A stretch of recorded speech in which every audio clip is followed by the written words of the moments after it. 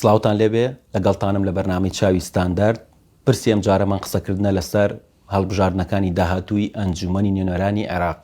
ئاخۆ پارتی دموکراتی کوردستان بە چی میکانیزمێک بەشدار دەبێت لەو هەڵبژاردنانە بۆ ئەم پرسە و چەندین بابەتی تر کە لێرەدا شەنوکەوی دەکەین لەگەڵ بەڕێز دکتۆر شاخەوان عەبدوڵڵا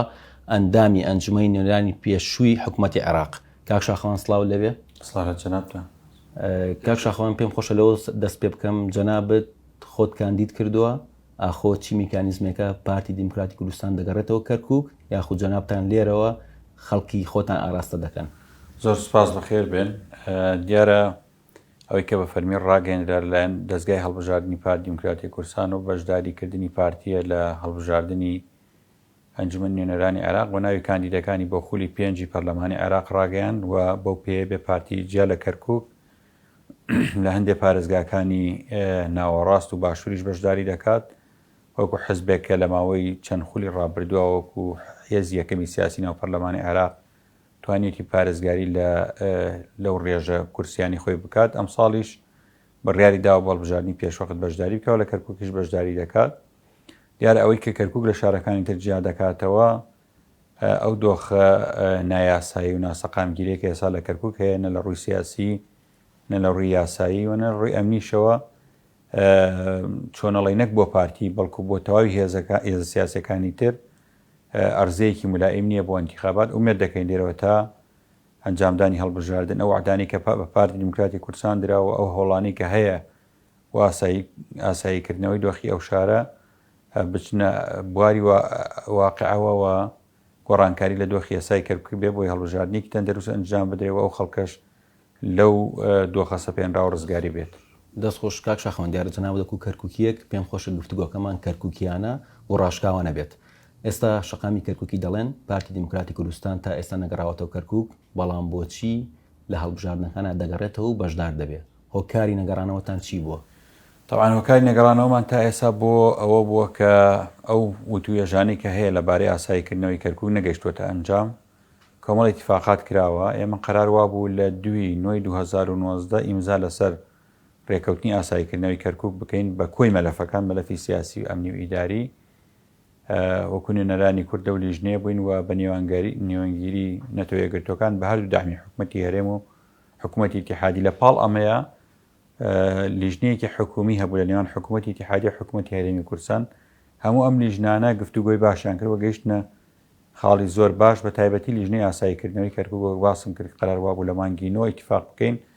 هەندێک خاڵ هەبوو بە تایبەتی بابەتی زەویە کشت و کاڵەکان وای کرد هەندێک ملاحەزە لەلایەن پێکاتەکانی ترەوە هەبێت لەسەر بابەتە دواخرا بۆ مانگی ئۆکتۆبەر لە سەروبەندی گفتوگۆکان بووین. حکوومەتی باوڵی عادل عەبدولمەهدی دەست لە کارکێشاوە لە ئەنجامی و خۆپیشاندان و فشارانەی کە لە بەغدا دروست بوون بۆیە دواخرا هەتا کابینەی نوێ دروستکەوە. کابینەی نوێش کەوتە دۆخێکە و دۆخی کۆرۆنا هات. ئەم ساڵ دەستمان بە گفتوگۆکان کردەوە و هەفتەی ڕابردووش دوایان کۆبوونەوەمان لەسەر ئەو بابەتە کردووە. بەردەوامین بەو هیوایی کە کۆبوونەوەکان ئەنجامی هەبێ ئاساییکردنەوەکە بەلای پارتی دموکراتی کوردستان زۆر لە کورسی و لە مەکاسبی شخصی بۆ پارتی گرنگترە. بەلای ئێمە ئاساییکردنەوەی دۆخی کەرکووک خاڵی جەوهەریە پێش هەموو شتێکاری بۆ دەکەین. باشە لەسەر پرسی ئاساییکردنەوەی دۆخی کەرکووک پرسی دانانی پارێزگارێکی کورد بۆ کەرکووک ئەمە پرسیاری سەرجەم شەقامی کەرکووکیە بە تایبەتی کوردەکان وەک دەزانین ئایا وەک دەڵێن چەندین جار حیزبەکان ڕێکەوتونە لایەنەکان ڕێکەوتونە بەڵام پارتی دموکراتی کوردستان ڕێگر بووە لەوەی کە پارێزگارێکی کووردا بنرێت. تەوانەوە ڕاست نییە. بەداخەوە زۆر لێرە و لێوە خەڵق قساکە لە ناو واقعەکە شتێکی تر هەیە. لە دوای 16 ئۆکتۆبەر بەداخەوە ئەو دەموچانی کە تەرشیحەکان بۆی ببنە پارێزگار خەڵکی گەندەڵ و خەڵکی پیسبوون و خەڵکانی کە جیا لە پێکاتەکانی تر کوردیش لیان ناڕازی بوون بۆیە لەلایەن پارتی دموکراتی کوردستان و خەڵکانە ڕەت کرایەوە بڕیار درا کە خەڵکێکی دڵسۆزی ئەو شارە خەڵکێکی پاک ئەکادیمی تەنانەت پارتیش نەبێ. جنابتان ئەزان بەپێی ڕێژەی کورسیەکانی ئەنجومەنی پارێزگا پارتی زۆرترین کورسیەکانی ئەنجومەنی هەبوو دەیتوانی کەسێکی خۆی فەرزکا بەڵام پارتی وازی لەو استحقاقی خۆی هێنا لە بەرامبەرەوەی کە کوردێکی ڕەسەنی ئەو شارە بتوانێت کەسێکی باش بێ خزمەت بکات. لە دوای ئەوەی کە ڕێکەوتن لەسەر کەسایەتیە کرا ئێمە وەکو کورد سەردانی بەغدامان کرد پارتی یەکێتی هەمومان یەک لیژنە بووین تەنانەت برادرانی یەکگرتووش لە ناو لیژنەکە بوون. سەردانی پێکاتەکانی ترمان کرد بۆی قەنەعەتیان پێ بکەین بەڵام دوجار ئەوە بۆ عەرەب ڕەتی کردەوە کە بەو کاندیدەی کەمەوەکو کورد دامان ناوەڕازی بن داوای ئەویان کرد کە تا ئینتیخابات دەکرێت ئەو مڕەشەحە بەردەوام بێ و تورکمانیش داوایان کرد محافزیان پێدرێ و لە یازار ئەم گفتوگۆیانە هەر بەردەوامە نەگەیشتینەتە ڕێکەوتنی و ئەگەر ڕێکەوتنی پێکاتەکان لەسەر کاندیدێ نەکرێ ئەو کاتە حکوومەت دان بە هیچ پارێزگارێکان نانەوە نایگۆڕێت چکە کازمیش نایە خۆی بخاتە مووقفێکەوە گۆڕانکاری لە پۆستێکا بکە کێشەی لە ئاستی پێکاتەکان بۆ دروستکە ڕاستە ئەوەی کە ڕاکان کردوێتی بەعسی شەرەوەی کردەوە بە کورد و بەڕاستی زۆر تعدا و زوڵمی کردووە درێژە پێدەری سیاسەتی بەعزوە لەو شارە دەرحەق بە خەڵکی کردووە لە دەرەوەی یاسا و ڕێساکان کاری کردووە هەموو ملاحەزەکانمان لەسەر ئەو هەیە و ئێستاش پێمان وایە ڕێکەوتن بکرێت لەسەر کەسایەتێکی مەوەکو پارتی دیموکراتی کوردستان پشتگیریەکەین و ئەو پۆستە وەربگرێت. دەست خۆش دیارە هەر لەسەر بارودۆخی کەرکووک دیارە پارتی دیموکراتی کوردستان و شاندی حکوومەتی هەرێم زیاتر لە 28 جار وەفدیان ناردەوە بۆ بەغداد بۆ پرسی بووجا بەڵام بە هیچ شێوەیەک باسی ئاساییکردنەوەی بارودۆخی کەرکووک نەکراوە باسی مادە و سەوچل نەکراوە جەناب دەکو کەرکووکیەک وەکو خەمخۆرێکی کەرکووک ڕادچێ و هۆکار چێ لەسەر ئەم بابەتە. طبعاً کۆبوونەوەکانی بووجە فەرمی و ئیعلامی بوون بۆیە دیارکەوت لەسەر بابەتی ئاساییکردنەوەی کەرکووک زیاد لە 40 کۆبوونەوە کراوە چوینەتە بەغداد تەنان لەسەر دەمی کۆرۆناشە کۆبوونەوەکان لەسەر کەرکووک بەردەوام بوونە بەڵام جەنابەت دەزانی کێشەی کەرکووک ئەوەیە کە هەمیشە هێزێکە بووە لە دەرەوەی کەرکووک و لە دەروی عێراق و هەرێم کاریگەریان لەسەر گفتوگۆکانی نێوان هەرێم و بەغدا هەبووە بۆ ئاساییکردنەوەی کەرکووک و سنجاریش تەنانەت ئەنێمە اتفاقێکمان کردو وەک باسم کرد قەراروا بوو لە 2019 تەوقیعی بکەین بەداخەوە لایەنێکی ئەقلیمی تەدەخولی کرد لەسەر هەندێک خاڵ کە بەدڵی ئەو نەبوو ڕەخمەوەی هەموو پێکاتەکان کورد و عەرەب و تورکمان لەسەری ڕازی بوون لەبەرەوەی یەکێک لەو دەوڵەتە ئەقلیمیانە پێی ڕازی نەبوو بربەستی دروست کرد و مایەوە تەعتیلی کرد بۆ تا ئێستا شەرماوە بۆیە بابەتی کەرکووک ئەوەیە کە خەڵکێک لە دەرەوەی کەرکووک بەداخەوە دەستی هەیە لەوەی کە مستەقبەلی ئەو شارە دەستنیشانکە بەڵام کۆبوونەوەکان لەسەر کەرکووک بەردەوامە و تەنها ئەو فترەی ئیقرارکردنی موازنە مەشغوڵێتی ئەوان و پیان وا بوو ئەو لەوێت بە موچە و بە گوزەرانی خەڵک بدرێت وەفدەکان ڕاوەستاون لە دوای ئەوە دەستی پێکردەوە کۆبوونەوەکان ڕاستەوخۆ هەم کۆبوونەوەی ئاساییکردنەوە هەم شاندەکانی حکوومەتی هەرێم لەسەر کەرکووک دەستیان بە گفتوگۆ کردوێتەوە. دەستەکان خۆشبیدار لە دوای ڕووداوەکانی 16 ئۆکتۆبەرەوە شەقامی کوردی کەرکووک تەواو تووڕەن تەواو بێکەسی و کەساسیان پێوە دیارە و جەنابیش ئێستا ئاماژەت بۆ کرد کە پارێزگاری کەرکووک هێندەی بەعسی بە کورد کردووە لەو شارە ئاخۆ سەرکردایەتی کورد سەرجەملایەنەکان و بە تایبەت پارتی دیموکراتی کوردستان کە ئێستا دەسەڵات لەلای ئەوە هۆکار چییە تەقەبوڵی ئەم زوڵمە دەکات؟ طبعاً واقعەکە یەک ئەوە دەخوازێ ئەو واقعەکە وای کردووە کە دووری ئێمە لەوێ ڕاکان بتوانێت دەست بۆ زۆر مەلەف بکە مەلەفی ئەو نییە و ئەو پشتگیری کە هێتی لەلایەن میلیشیاکان و لەو ناوچانەوە باسمان کرد ئێستا نە محافظ نە قایم و قام نە زۆر لەو پۆستانە لە ڕێگای شەرعیەوە نەهاتوون یعنی نتیجەی دەرەنجامی هەڵبژاردن نەبوونە ئەوەی کە بوو بەڕەحمەت بێ پارێزگار بوو کە ئەنجومەنی پارێزگاڵی بژاردبوو وەفاتی کردو نەماوە لە کەرکووک قایم و قامی کەرکووک لەوێ نەماوەسا بە وەکالەت کەسێک بەڕۆیە بە بۆیە وەکو پارتی دیموکراتی کوردستان ئێمە ئەمڕۆ لەگەڵ گۆڕینی پارێزگای کەرکووکی نەکسبەی وەک باسم کرد تاوانەکانی ڕاکان هێندە زۆرن ئەوە دەخوازێت کە هەموو هێز و لایەنە سیاسیەکان بە پێکاتەکانی تریشەوە ینی لە کۆبوونەوەی هەفتەی ڕابردوو لە بەغدا پێکاتەکانی تر نەتەوەکانی تر زیاتر لە ئێمە گەلیان لەسەر جموو جۆڵەکانی ڕاکان و ئەو بڕیارە نایاسایانی ڕاکان هەبوو کە لە ماوەی پارێزگاری بوونی داوێتی و بڕیاری دادگای باڵای ئیتیحادیش لە هەفتەی ڕابردوو پرسیاری خستە سەر ئەو بڕیارانی کە داوێتی ڕاکان ئایا شەرعین یان ناشەرعین چکە بەپێی دوایین بڕیاری دادگای ئیتیحادی ئەو بڕیارانەی کە محافظ لە دوای هەڵغابوونی ئەنجومەنی پارێزگا داوێتی سنووردارە ئەو سنوورداریە دەبێت لە چوارچێوەی ئەوەیە دانی پیابنرێ ئەو بڕیارەکانی تری نایاساین کەواتە زۆر بڕیاری ئیداری کە دراوە زۆر بڕیار کە لەبارەی پرۆژەکان وشی زەخم لەو شارە دراوە کە دەسەڵاتی ڕاکانیە دەبێت پێداچوونەوەی بۆ بکرێ و لە ڕێگای دادگاوە هەڵبۆشێنرێتەوە. بەڵێ هەر پرسێکی تر دیارە کە زۆربەی شەقامی کوردی پرسیار دەکەن پارتی دیموکراتی کوردستان بۆچی لە هەندێک ناوچە بوونی ماوە و گەڕاوەتەوە شوێنانە بەڵام لە کەرکووک نەگەڕاوەتەوە کە دەڵێت کەرکووک دڵی کوردستانە و کەرکووک گرنگە بەلامانە. تەبعاً زۆر ئەم بابەتە باس دەکرێت هیچ بارگایەکی پارتی لە سنجار تا دەگاتە خانەقی نەگەڕاوەتەوە لە هیچ شوێنێک باس دەکەن لە مووسڵ گەڕاوەتەوە لە مەخمور گەڕاوەتەوە لەکوێ هیچ بارگایەکی پارتی دیموکراتی کوردستان نەگەڕاوەتەوە. بەڕانەوەی گەڕانەوەی پارتی بۆ ئەو ناوچانە بڕیاری سەرکردایەتی و جەمعی شەوە نییە بۆ سنجار گەڕابێتەوە بۆ کەرکووک نەگەڕابێتەوە. تاکید دەکەمەوە نەبۆ خانەقی، نەبۆ دووس خورمات و نەبۆ مەخمور، نەبۆ سنجار، نەبۆ ناو مووسڵ هیچ بارگایەکی پارتی نەگەڕاوەتەوە. ئەوەی کە جیاوازە لە هەڵبژاردننی 2018 پارتی لە مووسڵ بەشداری کرد، لە کەرکووک بەشداری نەکرد و ئەو ئەرزەیە کە هەبوو لە مووسڵ بە حکمیەوەی کە زۆربەی دەنگدەرەکان لە دەرەوەی مووسڵ بوون، وەکو ئاوارەکانی سنجار و ناوچەکانی تر لە هەرێمی کوردستان بوون و پارتی نێتوانی لە کەرکووک بەبێ بارەگاوە بەشداری ئەو پرۆسێ بکەوە. نەیش دەویستیان بە واقعیا بنێ. دەست خۆشە هەر لەسەر پرسی هەڵبژاردنەکان پێ دوای هەڵبژاردنەکان ئەنجام درێ لە وادەی خۆیان، پێ دوای زەمینە سازە بۆ ئەوی کورد لەو شارەدا بە هەموو شێوەیە چاوەشەکاری بەرامبەری نەکرێ و ساختەکاری نەکرێ بەرامبەری. طبعاً هەمان ئەو هێزەی کە هەڵبژاردننی مانگی 6 دواخست بۆ مانگی 10 لەگەڵەوەشن کە هەڵبژاردنەکان دوا بخەن بۆ تەوقیفی دەستوری خۆی کە مانگی 5 ساڵی 2022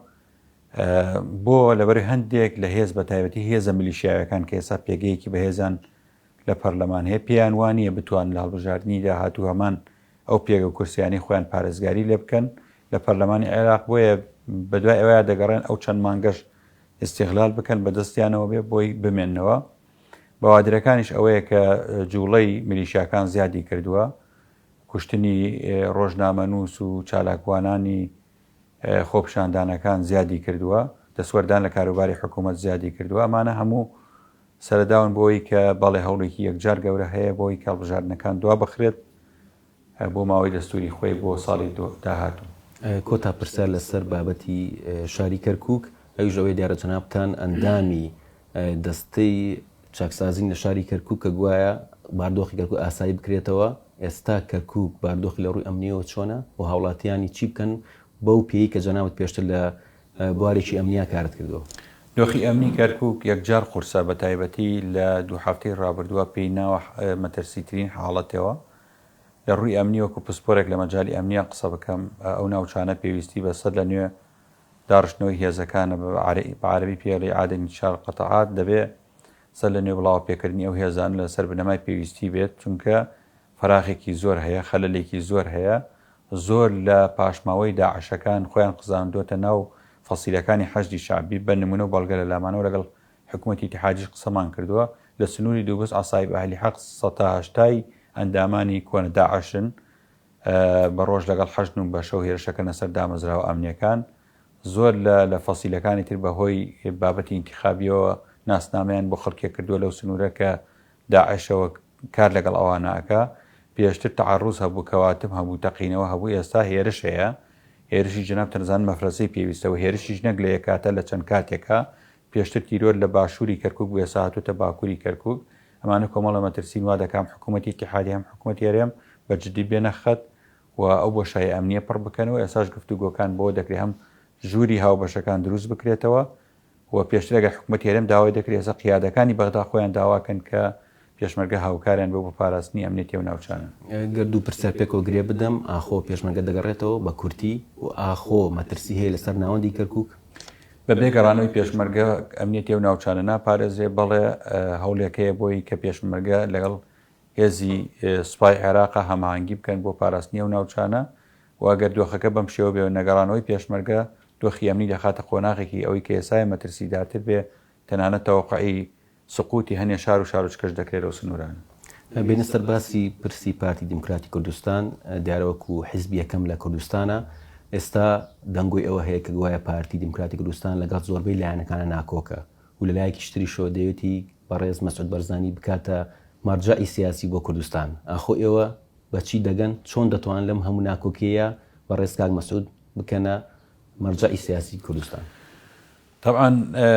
بابەتی مەرجع ئەگەر بەلای پارتیەکانی شەو مەرجع بێ کافیە، هەرچەند جەنابی سەرۆک لەوە گەورەترە مڵکی حیزبێک بێت، تەصحیح و قوربانیدانی جەنابی سەرۆک لەوە گەورەترە، من وەکو پارتیەک حسابی بۆ بکەم کە مڵکی منە. بەڵام جەنابیان لەسەر بابەتی مەرجع بوون بڵاوکراوەیەکی ڕاگەیان کە بۆ ئەو پێشمەرگایەتی هەموو شتێکەوە مەرجع کاریزما خەبات دروستێکە. جەنابی سەرۆک خەبات و قوربانیدان و ئەوەی کە هەیەی ئەو چەند ساڵە دروستی کردووە لە خۆڕانە بووە. بۆیە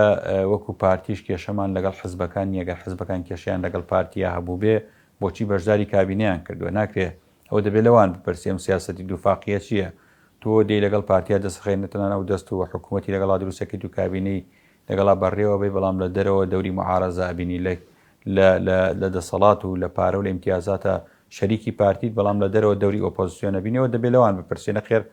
ئەگەر ئەوان بە پارتی ڕازی نین و لەگەڵ پارتیا